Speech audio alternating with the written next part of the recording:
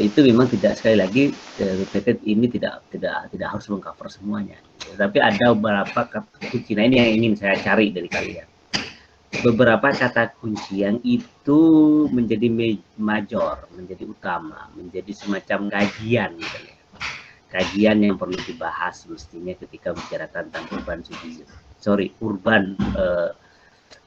Urban sosiologi itu yang saya cari dari dari kuis ini, gitu ya. Karena PPT ini termasuk tidak terlalu kuat, teman-teman. PPT ini masih lebih kuat yang PPT ke kelas B ya, ini A ya, iya, kelas B sepertinya yang kemarin lebih kuat cara pembahasan eksplorasinya daripada PPT ini. Tapi ya nggak apa-apa, itu soal kemampuan dan usaha masing-masing, ya kan. Kalian santai aja. Yang penting seperti yang saya katakan, do your best lah, sejauh apa yang kalian dapatkan ya sudah. Teman-teman sekalian, saya ingin langsung, sebenarnya ingin sih mendengar beberapa ya, misalnya ya kata kunci yang ada di sini, karena ada yang menarik juga ya. Misalnya saya nggak tahu, memunculkan misalnya Ita Askia memunculkan tentang Gesellschaft misalnya, terus kemudian ada nanti human ecology. Nah, ini yang sangat khas memang dari ini ya, dari urban sosiologi, housing atau perumahan. Tapi sebenarnya nggak perlu saya mendengarkan kalian untuk sharing tentang kuis ini. Saya ingin langsung memasrahkan kelas ini kepada kelompok berapa ini, 5. Silahkan, tadi ada siapa saja di sini. Silakan kelas ini dihandle ya, teman-teman. Baik Pak, terima kasih. Sebelumnya, Assalamualaikum warahmatullahi wabarakatuh. Assalamualaikum warahmatullahi wabarakatuh. Perkenalkan, saya Lavita Novarahmaningrum. Kali ini saya akan menghandle presentasi sebagai moderator. Untuk yang pertama, saya akan memperkenalkan anggota kelompok kami. Yang pertama yaitu Tira Wulan Permatasari, yang kedua Rofif Zuhdi Mahmud Pradana, yang ketiga saya sendiri Lavita Novarahmaningrum. Untuk slide pertama akan dijelaskan oleh Mas Rofif. Silakan Mas Rofif.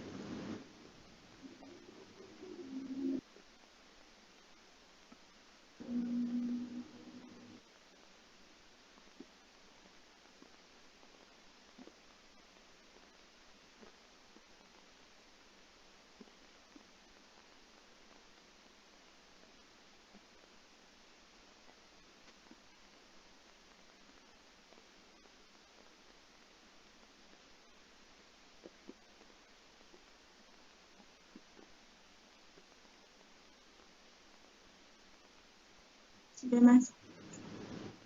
Udah.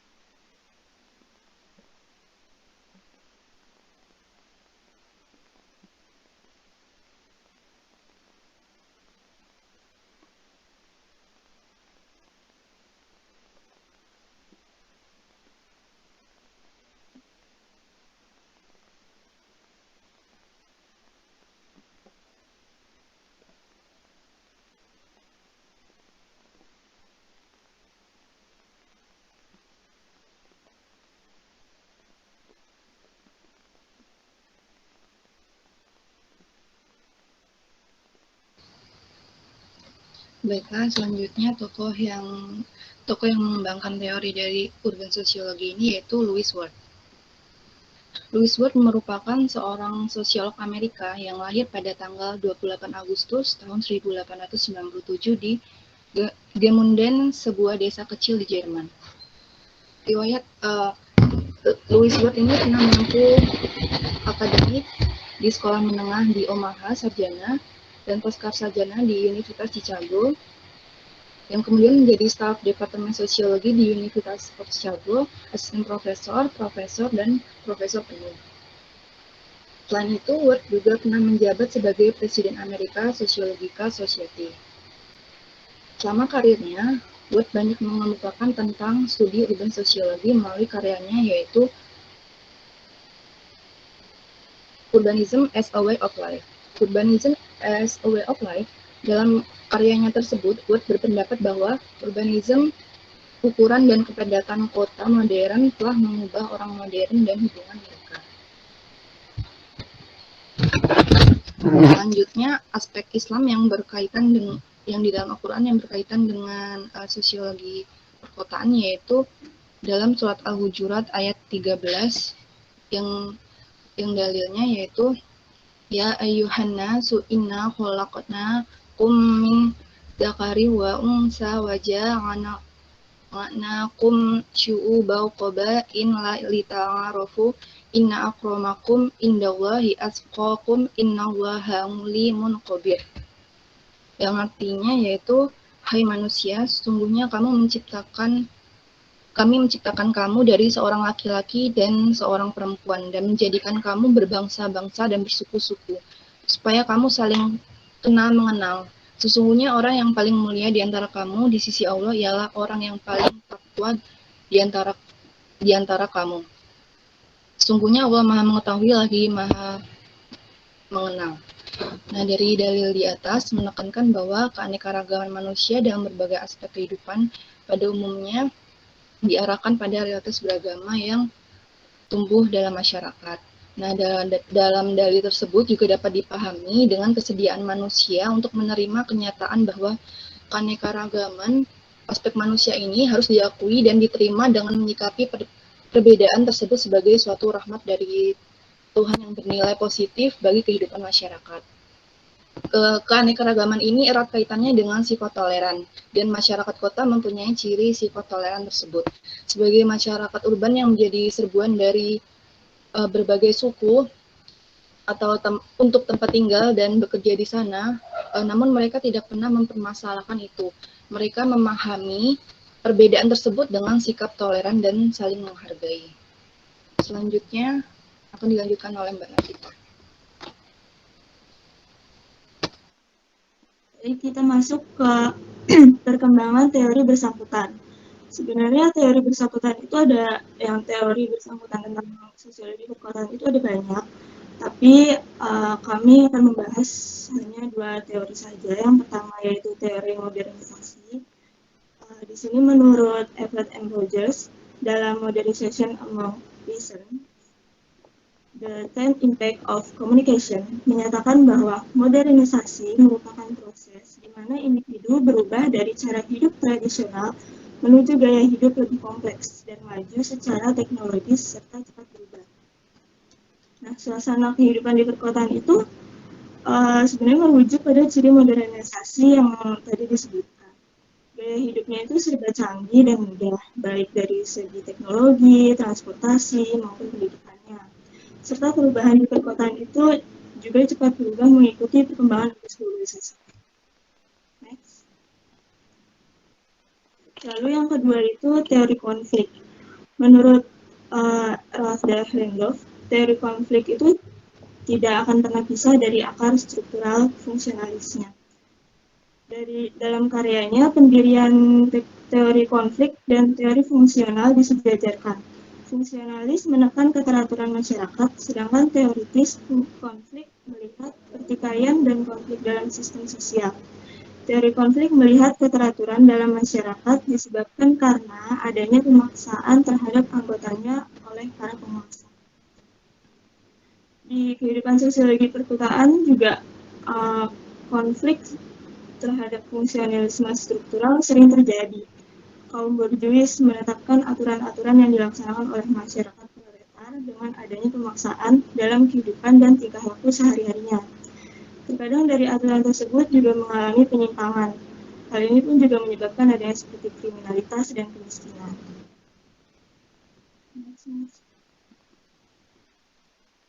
Lalu di sini contohnya yaitu mengenai masyarakat kota yang heterogen dengan penduduk yang padat serta besar sudah tentunya membawa perbedaan dalam proses interaksi. Kemungkinan untuk saling mengenal secara pribadi semakin kecil. Mungkin benar tidak semuanya bersifat individualisme. Namun dalam pengamatan kami, mereka hanya dekat secara fisik kontak. Namun secara sosial hubungan mereka sangat jauh atau impersonal relation. Hal ini didasarkan sifat masyarakat kota yang cenderung padat, faktor kepentingannya. Sekian dari presentasi kami. Jika ada kesalahan kami mohon maaf dan kami membuka sesi pertanyaan. Jika ada yang ingin bertanya kami persilakan.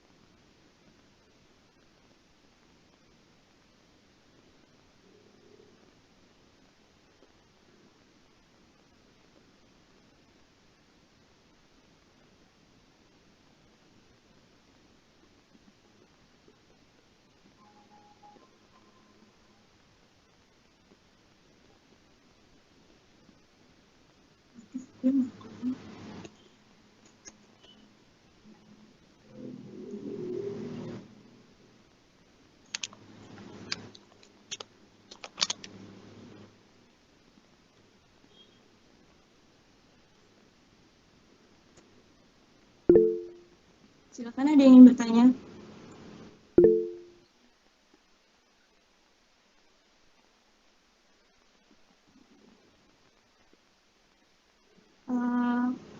Mas Rahmat juga tadi ingin bertanya.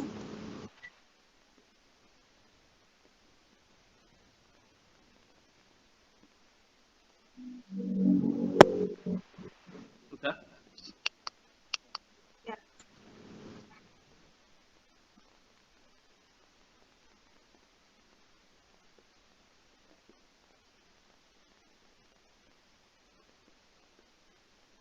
Jadi bagaimana cara membedakan antara kota dan desa saat ini ya? Kan di desa sekarang sudah berkembang. Seperti contohnya transportasi dan teknologi informasi juga sudah berkembang. Kan saat ini bagaimana cara membedakan antara kota dan desa saat ini? Terima kasih. Ya, baik. Terima kasih Mas Teguh atas pertanyaannya. Sebenarnya untuk untuk perbedaan antara desa dan kota saat ini itu juga ya kami bisa membedakannya karena selain dari kayak apakah pedesaan jadi lebih maju atau bagaimana, sebenarnya kita juga melihat dari sisi interaksinya. Kalau di pedesaan itu mereka berinteraksi sudah seperti keluarga sendiri, padahal itu mereka hanya tetangga. Sedangkan di perkotaan itu hampir sebagian besar mereka melakukan apa ya bersebutnya patembayan yang interaksinya itu sangat lemah. Jadi mereka lebih mementingkan kepentingannya sendiri dan mereka tidak terlalu ikut campur dengan hal permasalahan tetangganya seperti itu. Mereka hanya menganggap oh itu cuman kayak tetangga kita kerja di mana, terus atau sekolah di mana. Untuk seluk-beluknya mereka tidak terlalu mementingkan hal itu. Sedangkan pedesaan kan sangat sangat kekeluargaan gitu. Kalau dari saya seperti itu. Ada yang ingin menambahkan?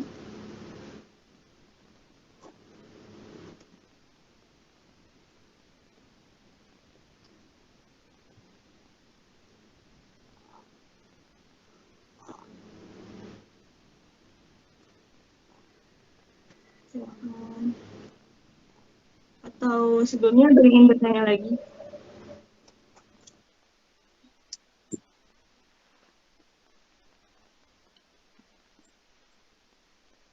Ya, Mas. Terima kasih. Terima kasih kembali, Mas Teguh. Ada yang ingin bertanya?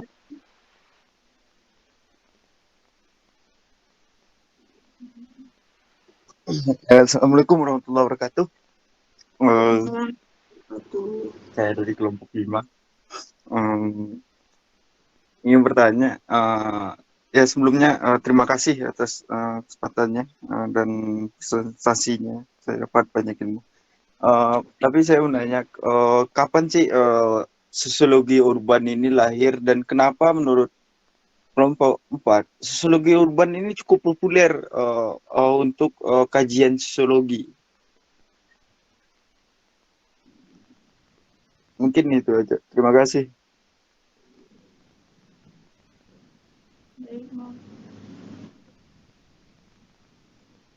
baik, terima kasih Mas Rahmat.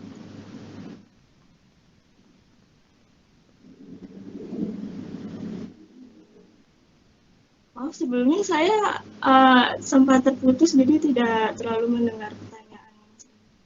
Untuk Ya, yang pertama, pertanyaan saya adalah kapan sosiologi urban ini lahir? ya.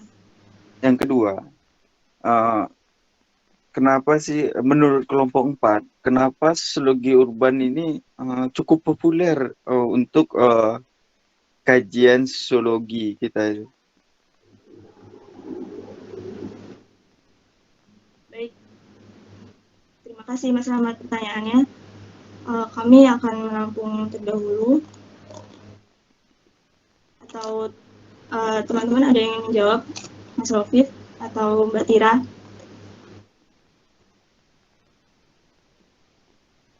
Atau ada yang ingin bertanya kembali? Kami persilahkan.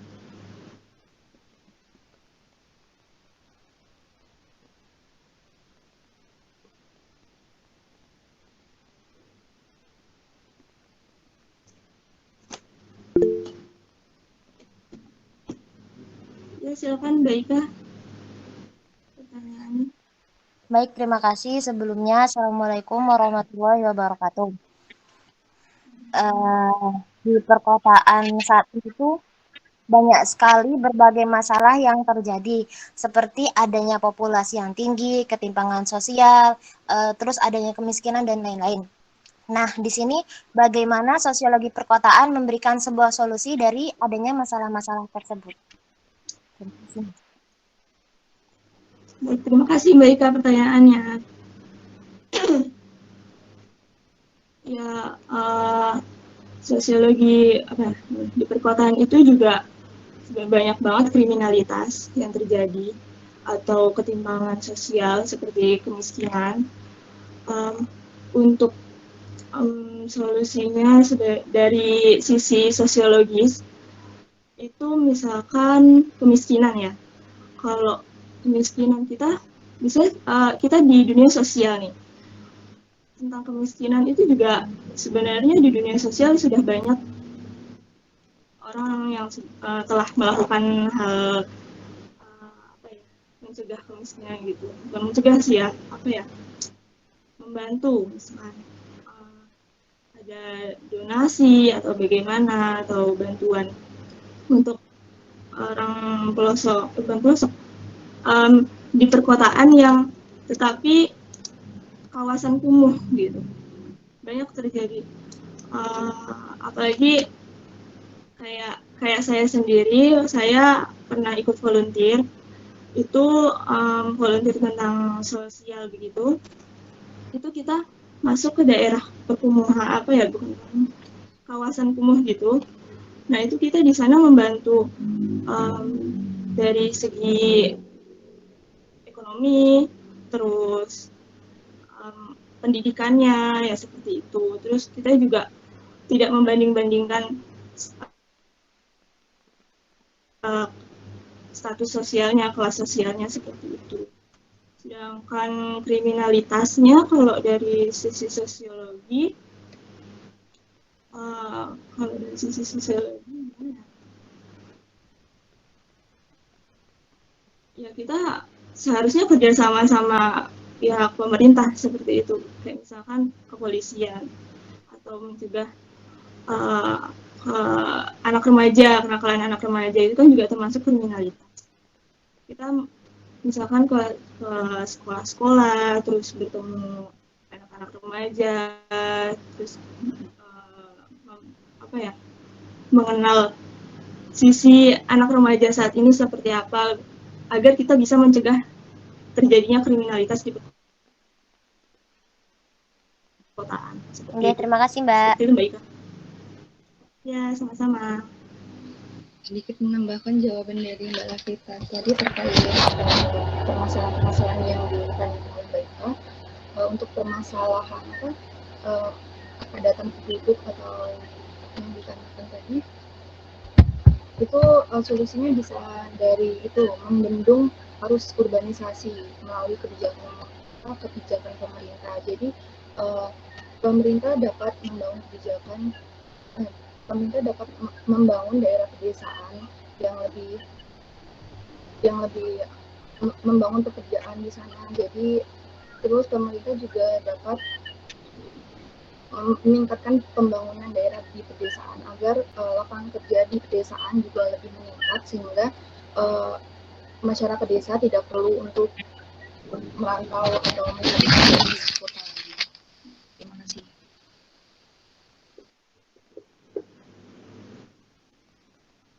Bagaimana Mbak Ika atas jawabannya? Terima kasih Mbak Tira. Terima kasih kembali Mbak Ika.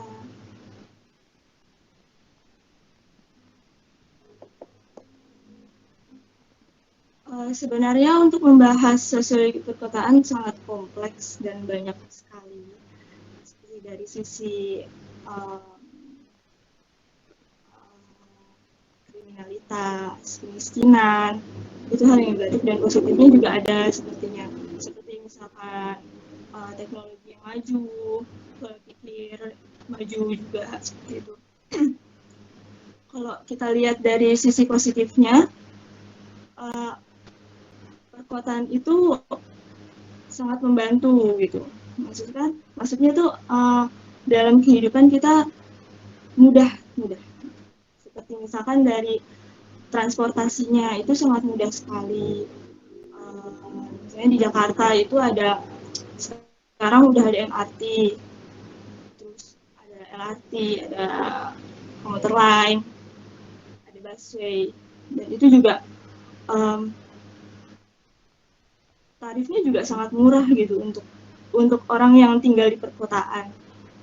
Itu juga sangat membantu. Terus juga di sana juga sudah banyak sekali yang melek tentang teknologi.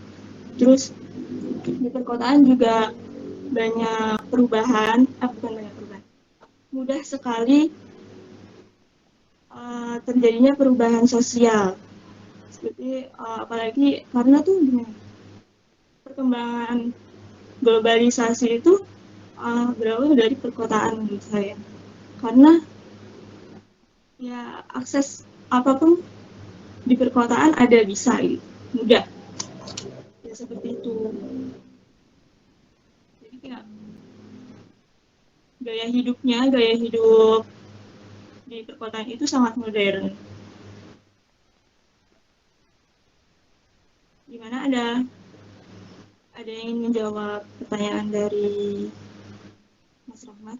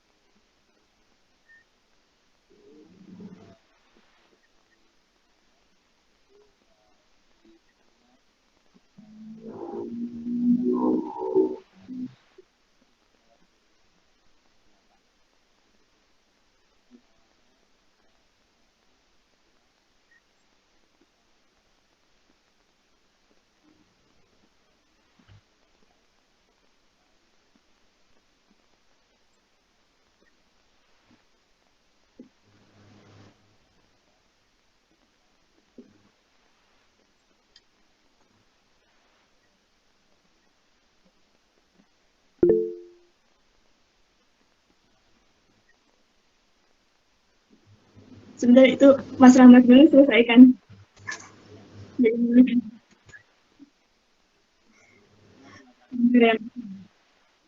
Oh iya, udah, makasih. Assalamualaikum warahmatullahi wabarakatuh.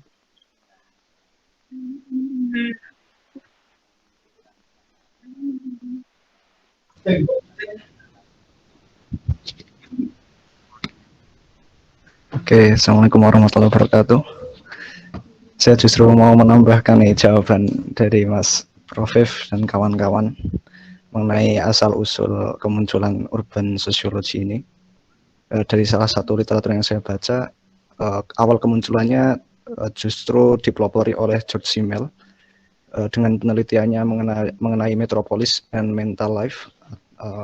Itu dipublikasikan tahun 1903. Artinya lebih tua dari yang disebutkan tadi. Nah, awal kemunculan ini yang tadi dipelopori oleh George Simmel, kemudian mengenai bagaimana ini kajian ini begitu populer, itu bersamaan dengan perkembangan urbanisasi di Amerika, di mana tahun 1900 awal abad 20, 1900-an, 1920 sampai seterusnya di Amerika terjadi urbanisasi, di mana kehidupan masyarakat Amerika pada umumnya lebih terkonsentrasi di kota daripada di desa. Nah, dalam menanggapi urbanisasi ini muncullah organisasi kajian sosiologi urban ini. Nah, mulai saat itu kajian ini atau dialek komen ini itu begitu populer begitu beriringan dengan urbanisasi di Amerika itu. Terima kasih.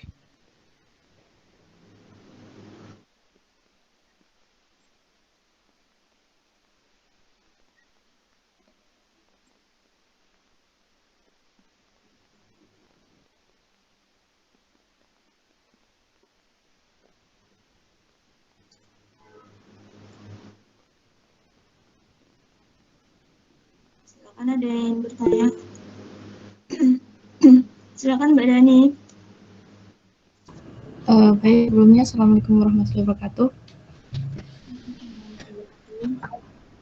Di sini saya sedikit mau menambahkan tadi yang atas pertanyaannya Mas Teguh terkait bagaimana kita membedakan perdesaan dan perkotaan saat ini. Mungkin kalau terkait hal itu udah dibahas di kuliah sosiologi desa dan kota semester lalu, dengan menekankan bahwa sekarang kan perkembangan teknologi ini udah menyebabkan digital society ya.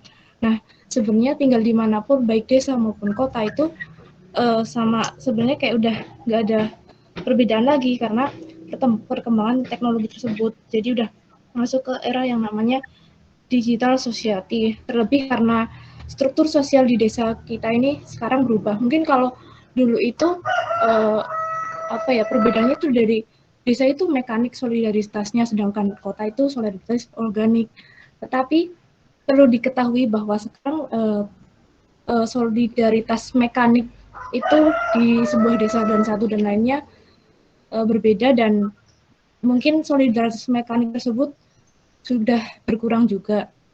Dan untuk bagaimana kita mengetahui perbedaan tersebut mungkin bisa dikaji dalam 3 bidang, yaitu mungkin dari segi ekonominya, politik, atau sosialnya. Untuk segi ekonomi mungkin masih bisa dilihat ketika kita melihat di daerah Pulau Jawa yang masih banyak pertanian, dan untuk di daerah kota seperti Jakarta itu untuk industrinya udah sangat maju. Mungkin itu perbedaannya. Dan yang kedua saya ingin bertanya terkait tentang kalau masyarakat kan sebenarnya identik dengan solidaritas organik ya. Akan tetapi gimana sih, kan solidaritas organik itu kayak masyarakat itu sebenarnya menjalankan perannya sesuai bidangnya masing-masing. Nah, kayak mereka itu bekerja sama tuh karena sekarang itu butuh duit gitu. Nah, apakah solidaritas organik itu masih bisa disebut sebagai sebuah solidaritas? Karena sekarang masyarakat ya kayak di perkotaan kayak kerjasama aku cuma butuhnya duit gitu loh. Terima kasih. Terima kasih Mbak Dani atas tanggapan tentang pertanyaan Mas Teguh dan juga pertanyaannya. Ada yang ingin menjawab?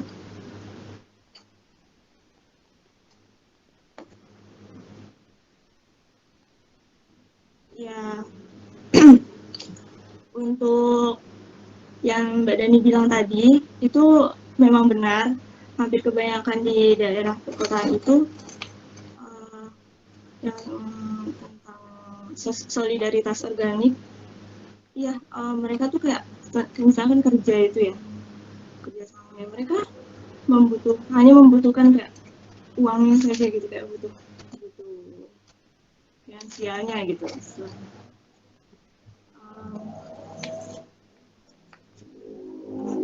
Ya itu masih dikatakan solidaritas karena mereka masih berinteraksi gitu, berbaur juga. Ya makanya karena itu dinamakan solidaritas organik. Adanya solidaritas organik karena ya seperti itu. Ada yang ingin menambahkan?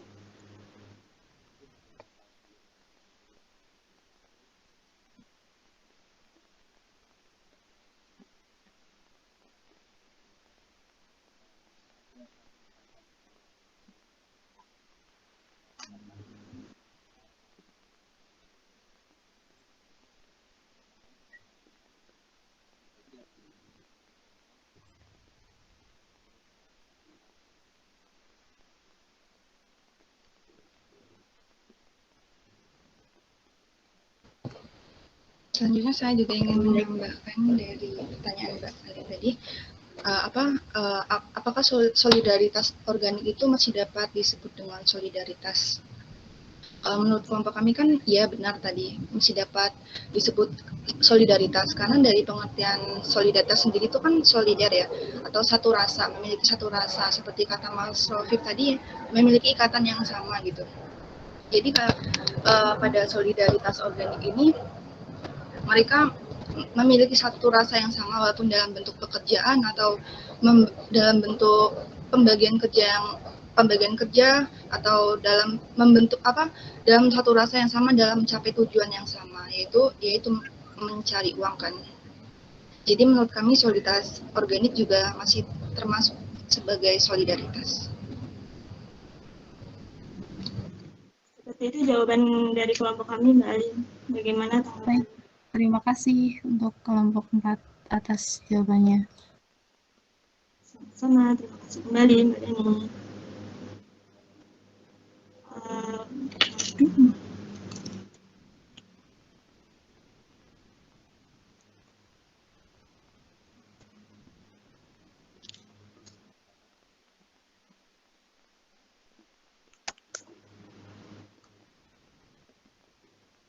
Atau ada yang ingin menyampaikan pendapatnya tentang sosiologi perkotaan?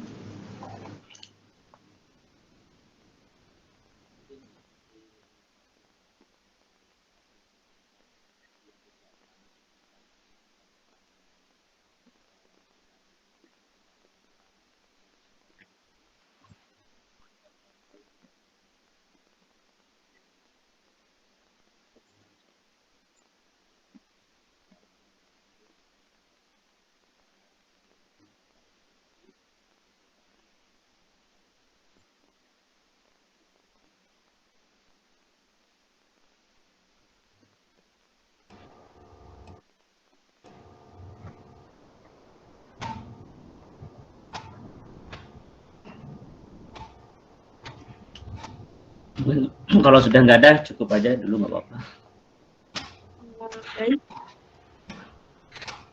Baik, sekian presentasi dan diskusi dari kelompok kami. Jika ada kekurangan dan kesalahan, kami mohon maaf. Assalamualaikum warahmatullahi wabarakatuh. Kami kembalikan kepada Pak Beja. Waalaikumsalam warahmatullahi wabarakatuh. Terima kasih untuk kelompok berapa 4 ya presentasinya. Presentasi kalian cukup bagus, menguasai materi yang kalian bawakan ya, meskipun garapan di PPT-nya kurang terlalu rapi, apa sambil lalu belajar, dan juga upaya untuk mencarikan sumber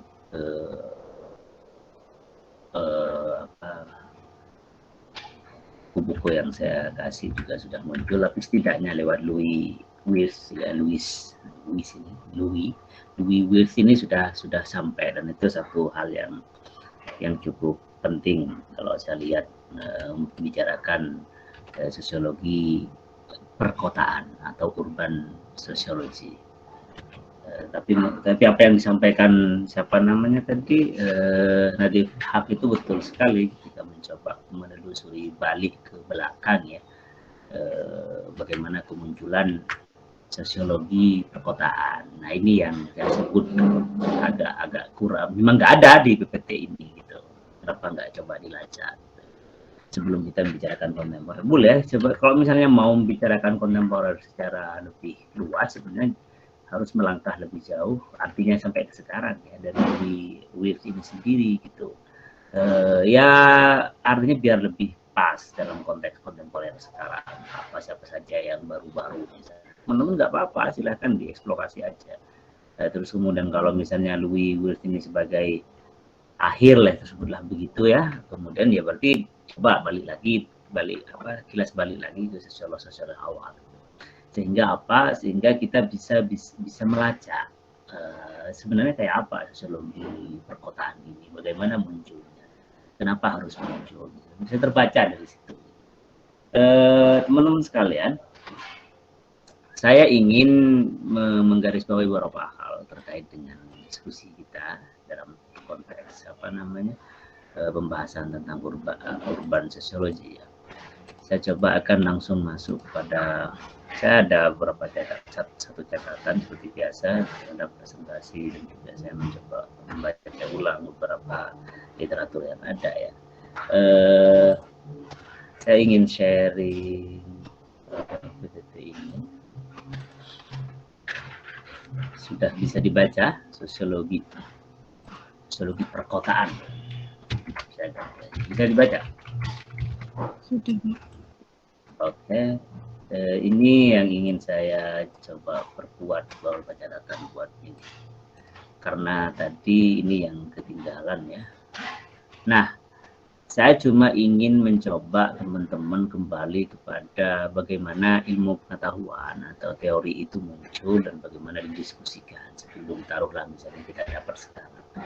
Jadi itu yang membedakan scientific method ya, metode-metode saintifik dengan sekadar taruhlah misalnya baca cuplik sana sini gitu ya. Kita tahu akarnya, kita tahu rujukannya. Itu yang tentu saja selalu saya kasih penekanan ke teman-teman. Termasuk ketika kita membicarakan tentang sosiologi urban, sosiologi perkotaan. Itu pertama yang harus digarisbawahi, sehingga penting sekali untuk kita tidak meloncat-loncat gitu ya. Kita tahu petanya. Kita sekarang memang bicarakan tentang sosiologi kontemporer. Bagaimana COVID-19 misalnya melanda perkotaan, bagaimana bedanya efek perkotaan dan desa, taruhlah misalnya begitu. Bagaimana perkembangan dan penerimaan masyarakat kota terhadap pandemi dan bagaimana di desa. Itu satu hal yang bisa dilihat kalau misalnya kita mau mencoba membaca lebih lanjut sampai ke sekarang gitu ya. Tapi sebelum itu kita coba kembali lagi kepada hal yang taruhlah. Saya yakin ini apa istilahnya ya, penting untuk kita review. Makanya saya akan lebih menekankan yang terakhir, kontemporer. Yang klasik itu perlu dilihat. Jadi sebenarnya ada banyak, setidaknya bisa kita kalau kemudian secara kasar ya kita mau menunjuk bagaimana sosiologi urban ya, perkotaan itu muncul gitu ya, kita bisa menyebut misalnya kayak Joe Simmel. Joe Simmel cukup kuat ya. Dia ada buku tentang metropolis dan mental life. Terus ngomongin tentang kebudayaan. Ini Joe Simmel yang paling kalau saya lihat secara ini ya, secara teliti kalau begitu, yang cukup kuat membicarakan karena aspek kebudayaannya kuat dari Joe Simmel ini. Kalau Marx bisa kita tunjuk juga sebagai ilmuwan politik ya, sosial politik ya, yang bicarakan tentang perkotaan juga. Tetapi mereka menyebutnya tidak spesifik tentang urbanism atau urban sociology, urban studies, tidak teman-teman. Mereka lebih kepada nyebutnya sebagai masyarakat industri, pre-industri, industrial society, gitu-gitu. Tapi kemudian efeknya memang kita bisa mengatakan itu adalah istilah lain kalau bisa disebutkan begitu dari ya perkotaan itu sendiri. Ketika ngomongin tentang industrial society misalnya, ya secara otomatis juga kita akan berpikir ya tentang perkotaan. Nah, tapi karena spesifik tentang urban sosiologi tidak masuk, gitu, tidak dibahas, maka kemudian bukan berarti kemudian tidak ada gitu ya. Jadi kita bisa melacaknya secara akarnya. Misalnya Marx membicarakan tentang pre-industrial, masyarakat tradisional, bagaimana pertanian, perdagangan di situ terjadi, misalnya. Bagaimana struktur sosialnya. Kemudian masuk ke pembahasan tentang industri. Maka otomatis ketika ngomongin tentang industri, maka ada kurun besar yang disebut dengan modernitas. Jadi modernitas itu salah satunya ya diisi oleh industrialisasi kan gitu.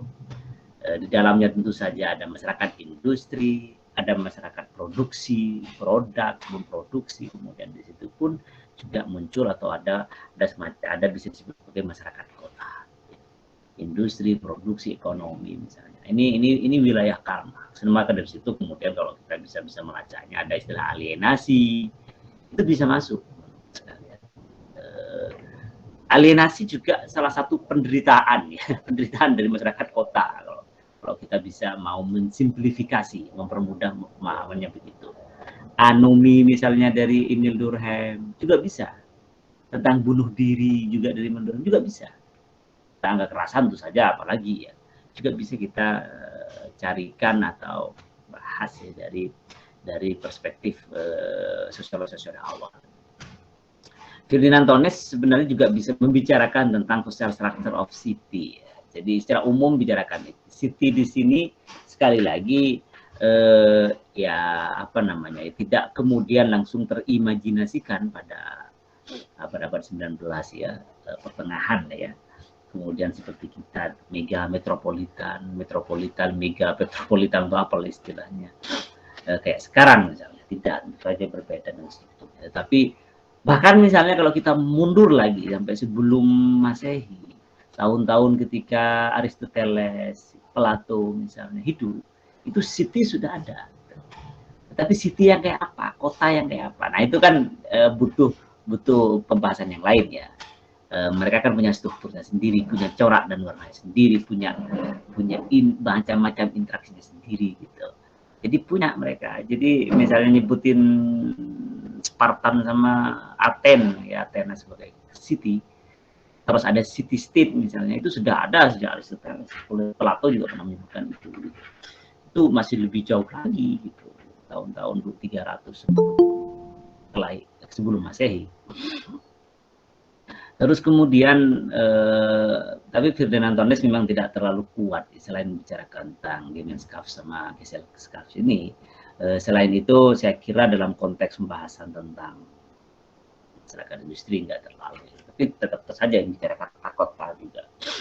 Emil Durkheim yang saya sebutkan tadi, karena saya lebih sporadik membaca yang pertama itu ya, ngomongin tentang struktur kota, solidaritas sosial, juga nyebutin kota juga, division of labor, pembagian kerja, itu sangat industrial ini sudah Durkheim.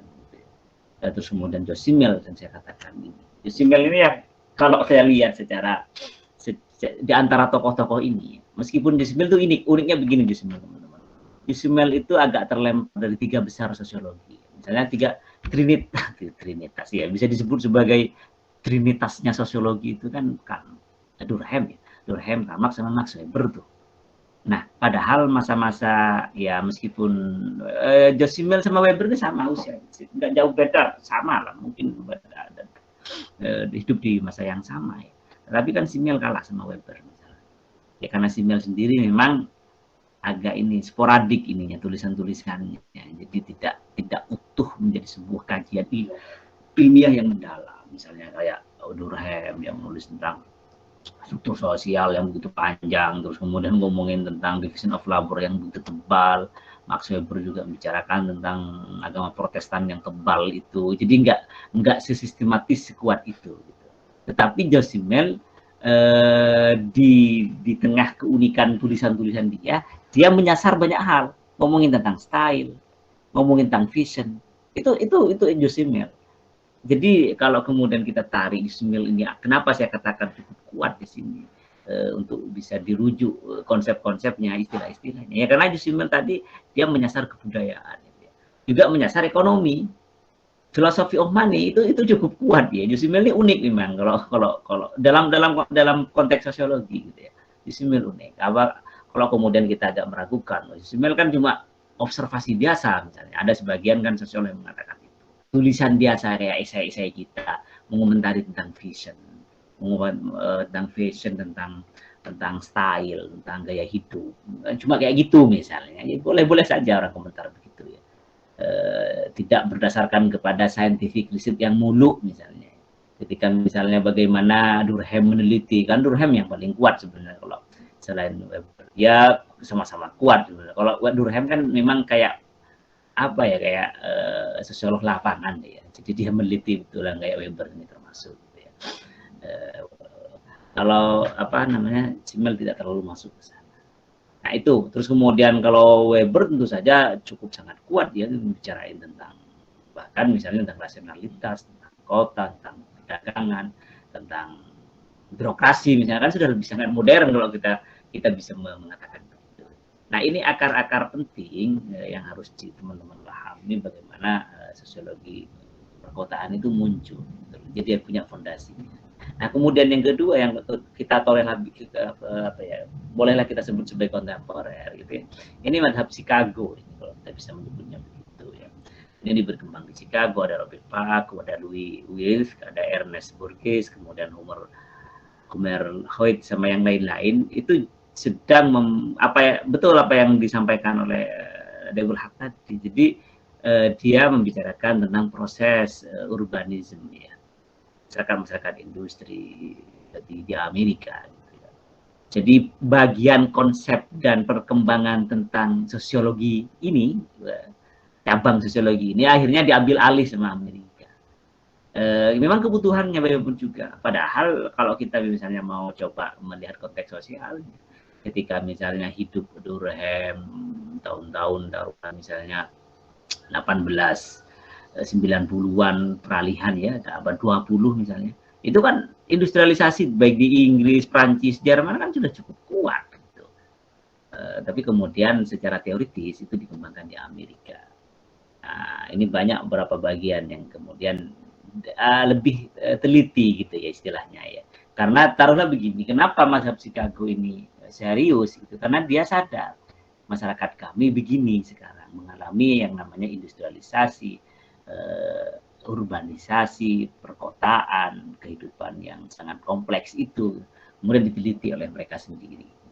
Ada human ekologi, kemudian tentang ekologi manusia ya, dia melihat tentang apa kompetisi, produk-produk kompetisi dalam konteks lingkungan alamiah ya. Kemudian ini menjadi ranah penelitiannya dari Robin Park misalnya. Tentang social organism bound together by internal process, not by chaos and disorder misalnya, dengan mempertegas bahwa organisme sosial itu diikat ya karena proses internal spesifik. Jadi ini tidak lagi masuk membicarakan hal yang luas seperti solidaritas tadi yang ditanyakan oleh Alin kalau nggak salah ya, solidaritas mekanik organik atau apa, atau yang lebih kuno lagi. Jadi lebih sporadik, apa ya, bukan sporadik juga, lebih partikular, lebih khas, lebih spesifik gitu ya. Membicarakan social organism itu segmennya, makanya segmentasinya kehidupan perkotaan itu makin kompleks. Jadi kita mencari sosial kohesi, sosial organism, itu masih sangat kompleks di kehidupan kota. Gitu. Nanti akan saya review sedikit saja. Makanya dia lebih kepada ya, diikat oleh internal prosesnya. Jadi berdasarkan apa itu? Apakah pekerjaan? Nah, tentang kalau kita merujuk kepada solidaritasnya Durkheim ya bisa. Apakah pekerjaan? Apakah karena bisnis mereka bersatu? Apakah karena persekongkolan geng misalnya mereka bersatu? Ya kayak Kelitih misalnya.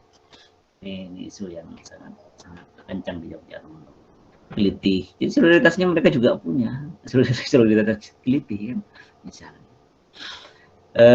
Terus kemudian ada seperti yang dibahas banyak tadi Louis West ini ngomongin tentang urban lifestyle. Ini lebih ya ini sebenarnya kalau misalnya dilacak juga banyak akar-akarnya dari Jose Mill ya. Jadi dia mencoba si West ini mencoba untuk menyasar lebih luas dari sekedar, bukan lebih luas sih, tapi lebih detail dari sekedar sosial struktur, misalnya populasi, sekedar itu. Kalau di kota kan termasuk yang diangkat oleh Louis Wirth ini kan tentang populasi, tentang ukuran, size, tentang density, kepadatan, tentang heterogeneity, tentang heterogenitas, tentang keberagaman misalnya, tentang populasi.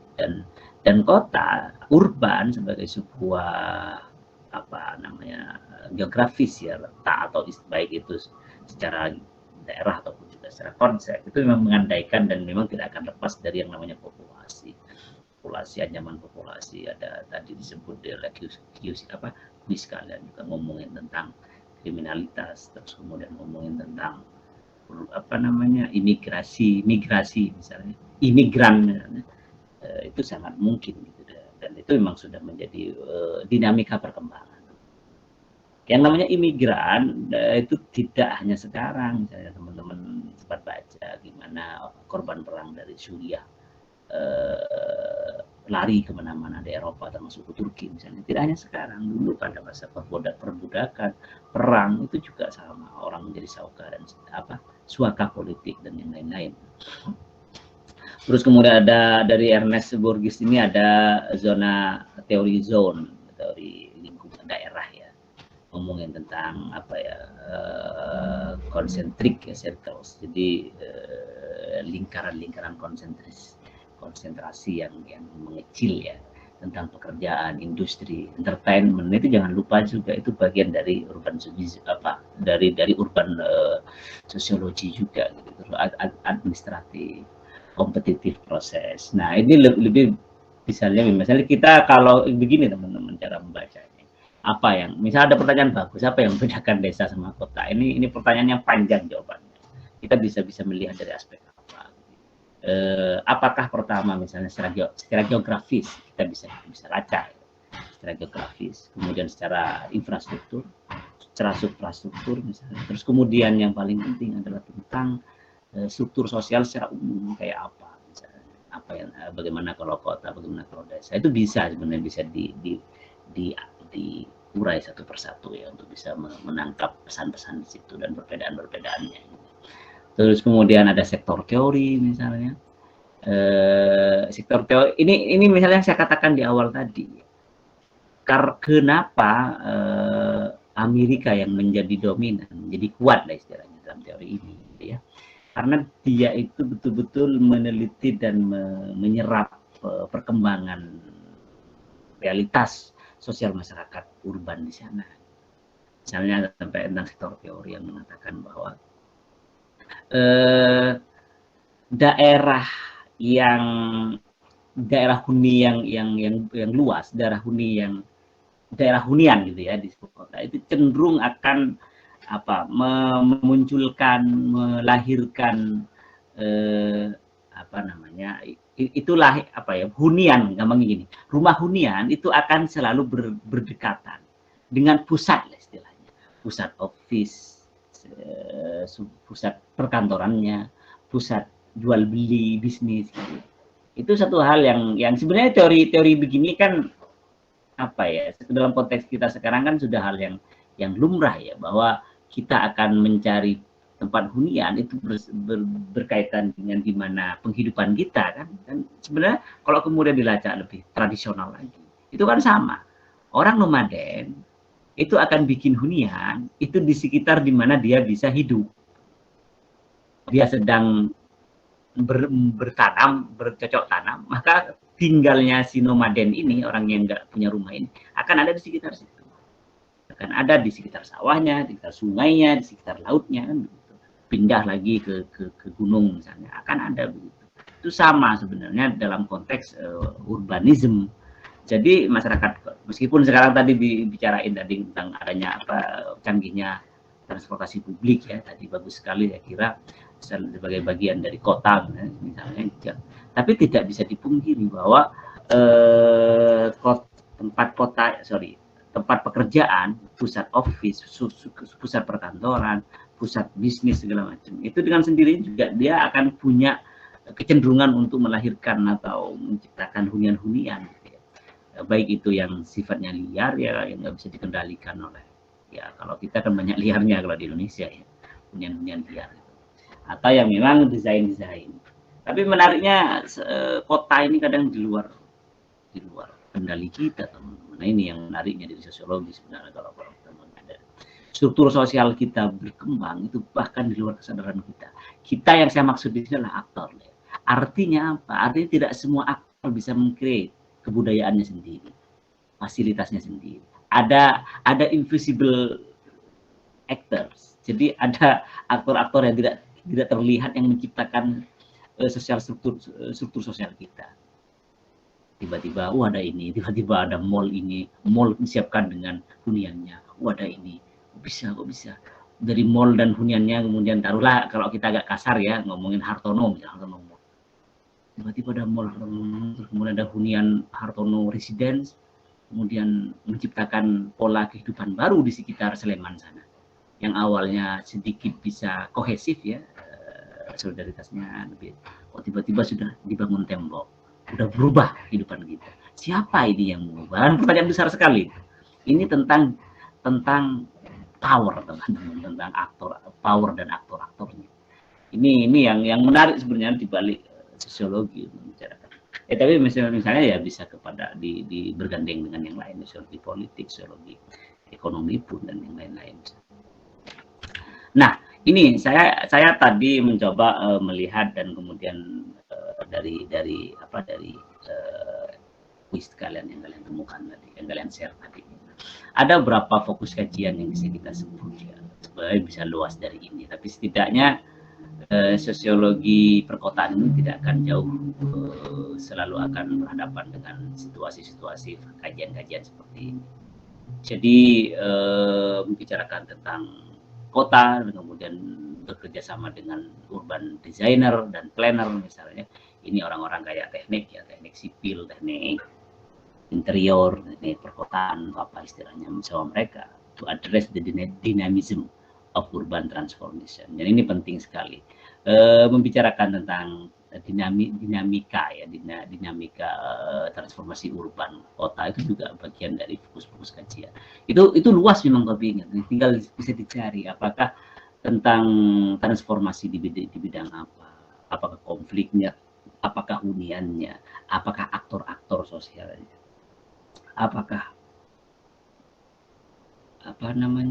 hunian liarnya, apakah yang banyak sekali di urban itu memang sangat menarik. Terus kemudian kita juga bicarakan tentang urban governance, pemerintahan kota urban itu kayak apa, itu pasti membedakan. Jakarta kayak apa, itu kan megapolitan ya, kemudian taruhlah lebih kecil lah, Jogja kayak apa, itu pasti berbeda cara penanganan. Ada urban inequality, ketidakadilan sosial di urban misalnya, itu bisa dicari variasinya, topik-topiknya, kelompok-kelompoknya, itu bisa. Artinya ini tidak akan melenceng di kajian-kajian urbanisme, itu akan masuk ke bagian ini. Tentang akses, tentang kapital. Tadi bahasanya Rofik sangat marxis ya bahasanya, bahwa di Rofik itu menceritakan bahwa di kota itu pengelompokan kelas itu akan ada. Siapa kelompok kelas berjuis sama proletar atau apa. Saya senang ketika dengar kayak gitu. Itu setidaknya Marx dan masih hidup kan sampai sekarang. Meskipun misalnya ketika kita coba dalam keseharian kita juga akan kesusahan. Siapa yang sebenarnya borjuis dan siapa yang proletar misalnya.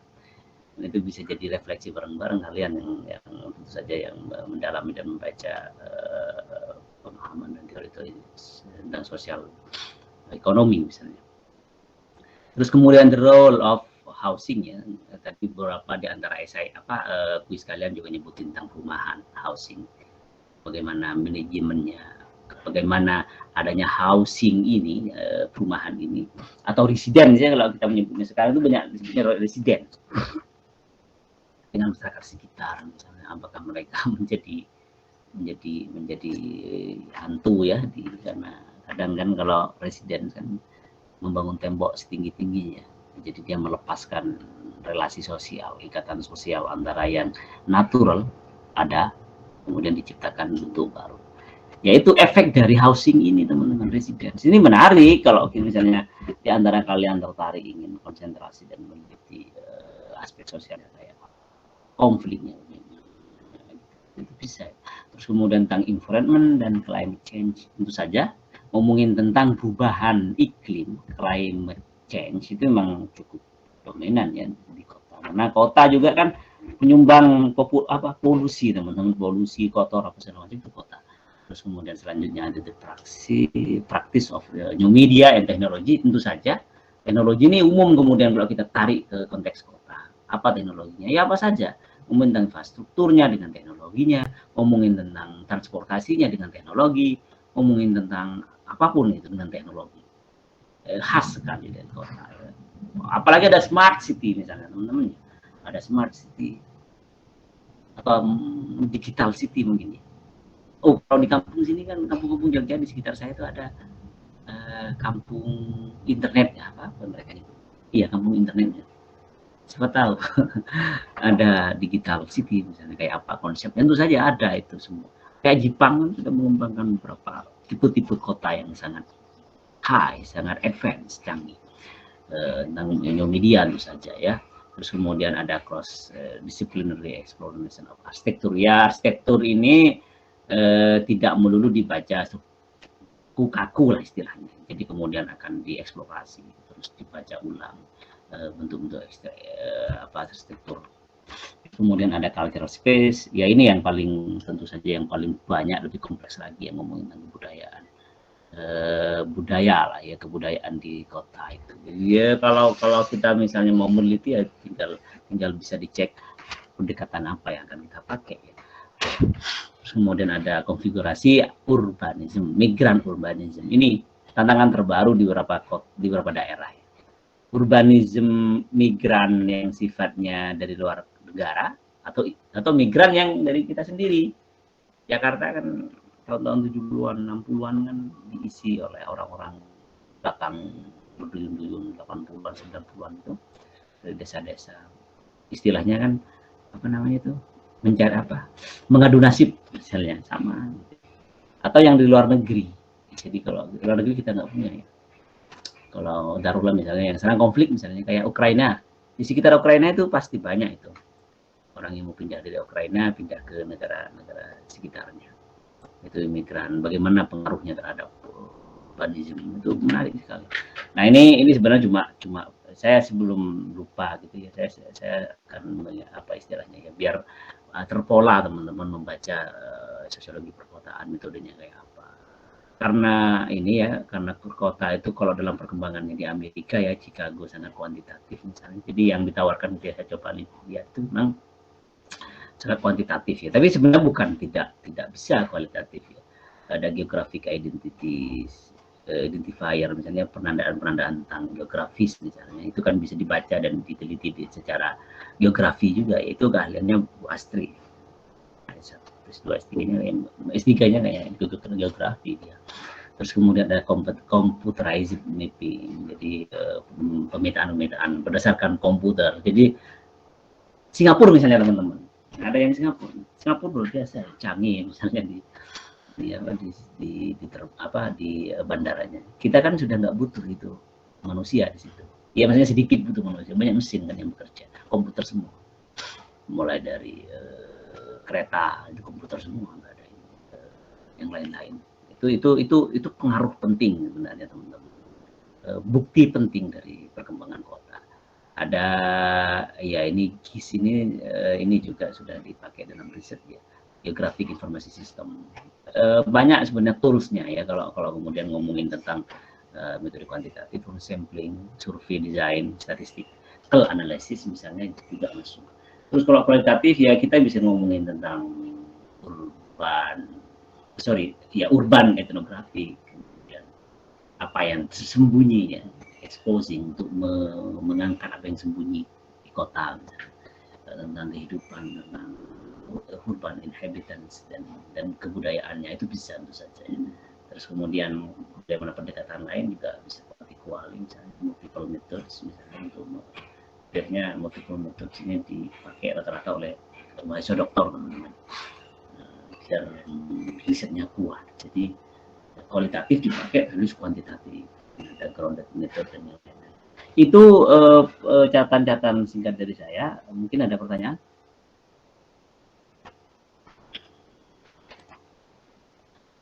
Untuk absen sepertinya saya lupa ini, nggak apa-apa, nanti tak masukkan semua kalian. Apakah ada ini pertanyaan? Kalau nggak ada mungkin kita cukup dulu teman-teman ya. Bismillah, semoga sharing dan kelas kita bermanfaat kepada kita semua, dan juga ini jaga kesehatan semua ya, biar puasanya kuat dan bisa lancar sampai purna, sampai selesai ini bulan Ramadan. Semoga terus keberkahan bersama kita semua. Terima kasih. Assalamualaikum warahmatullahi wabarakatuh. Saya langsung